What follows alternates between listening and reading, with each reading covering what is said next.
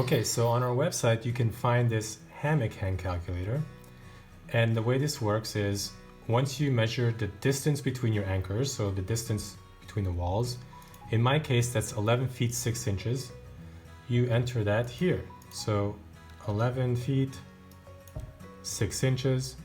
You can also use this drop down to use different units if you need, by the way, on all of these measurements. Preferred sit height is the height from the ground to the bottom of the hammock once it's hung. Anywhere between 16 and 18 inches or 20 inches even is good. Hammock length, my hammock is 8 feet and 2 inches. You can put your weight if you want. It doesn't really make a difference in terms of the measurements we're looking for. And once you have that, you scroll down and it basically gives you the anchor height. So where you need to put your anchor from the floor up, how high up. So it gives us 4 foot 8 inches. Okay, and it also tells us the suspension length, about 30 inches.